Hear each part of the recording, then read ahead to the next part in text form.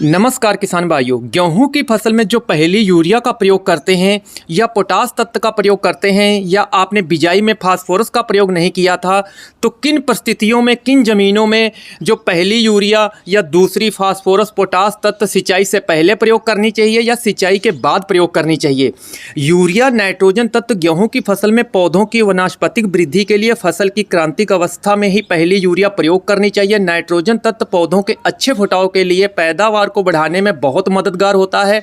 पर यूरिया का प्रयोग गेहूं की पहली सिंचाई पर, यानी कि पानी लगाने के बाद यूरिया को डालना चाहिए खेत में, या पानी लगाने से पहले यूरिया का प्रयोग करना चाहिए। यूरिया प्रयोग प्रबंधन फसल में कैसे करना चाहिए? फसल की ग्रोथ, उत्पादन के लिए खादों का मैनेजमेंट, सिंचाई मैनेजमेंट सही होना चाहिए। आज वीडियो में इसी पर हम चर्चा करने वाले हैं। आप लोग वीडियो को जरूर पूरा देखिएगा। जो किसान भाई नए हैं तो चैनल को सब्सक्राइब कर लीजिएगा और एक प्यारा सा लाइक भी करिएगा। अगर कोई सवाल है तो आप कमेंट करके सवाल पूछ सकते हैं। जब हम फसल में पहला पानी को लगाते हैं तो उस समय फसल को नाइट्रोजन तत्व की बहुत ज़रूरत होती है, इसलिए पहला पानी सही टाइम पर लगाना चाहिए। मिट्टी की ज़रूरत अनुसार ध्यान में रखते हुए गेहूं की फसल में 21 दिन पर पहला पानी आप लोगों को अवश्य लगा देना चाहिए, क्योंकि सीड रूट के बाद क्राउन रूट जो पौधों की निकलती हैं उनका आविष्कार यहीं से शुरू होता है। पौधों को उखाड़ कर देखेंगे तो आप CRI स्टेज की पूरी तरह से समझ जाएंगे। पौधे को उखाड़ कर देखेंगे तो आप CRI स्टेज फसल की अच्छे तरीके से समझ जाएंगे। इसी स्टेज पर पौधों को पानी, नाइट्रोजन की ज़्यादा आवश्यकता पड़ती है।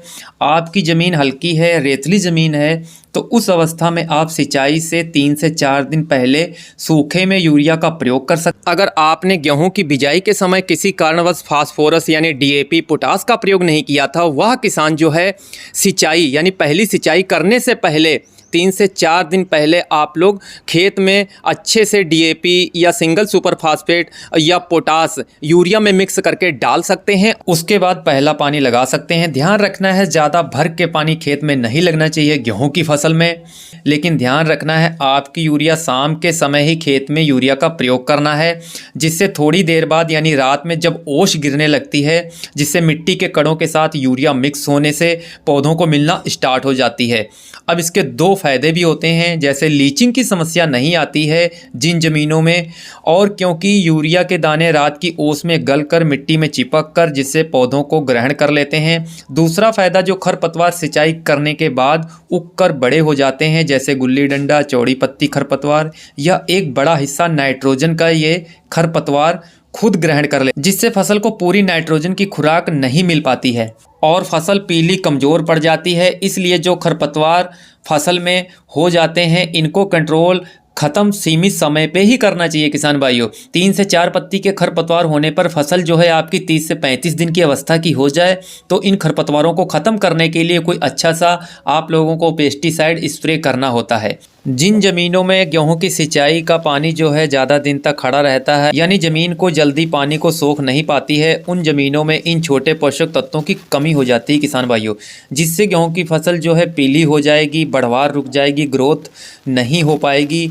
इसलिए आप लोगों को जिंक की कमी पौधों में आ जाएगी और सल्फ़र तत्व की कमी आ जाएगी। तो आप लोगों को यूरिया जो आप प्रयोग करेंगे 1 बैग, तो उसके साथ में आप लोग 10 किलोग्राम 33% वाली जो जिंक सल्फेट आता है वो मिक्स करें, और साथ में आप लोग 5 किलोग्राम सल्फ़र जो आता है 80% का WDG, ये दोनों चीज़ मिक्स करें और आप यूरिया के साथ डालें, जिससे ये प्रॉब्लम नहीं आएगी किसान भाइयों। आप लोगों की फसल बहुत टॉप की ग्रोथ करती रहेगी। अब पोटास तत्व की बात करते हैं। बहुत ही महत्वपूर्ण होता है किसान भाइयों, की ग्रोथ भी बढ़ाएगी और जो है फसल गिरने से भी बचाएगी। पोटास जड़ों का विकास अच्छा करेगा और दानों को सिकुड़ने से बचाएगा। दानों का आकार, दानों को वजन करता है पोटास। इसलिए आप लोग बिजाई के समय अगर पोटास तत्व का प्रयोग नहीं कर पाए थे, तो पहली सिंचाई से पहले आप ये जो है 30 से 35 किलोग्राम 60% वाली MOP न्यूरोटॉप पोटास जो मार्केट में आती है वही प्रयोग करना है किसान भाइयों। आप लोग यूरिया के साथ डालकर उसके बाद में सिंचाई करें, इसका रिजल्ट बहुत शानदार मिलेगा, पूरा रिजल्ट मिलेगा किसान भाइयों। तो आप लोगों को पोटास तत्व को जरूर प्रयोग करना है। जानकारी अच्छी लगी होगी तो किसान हित में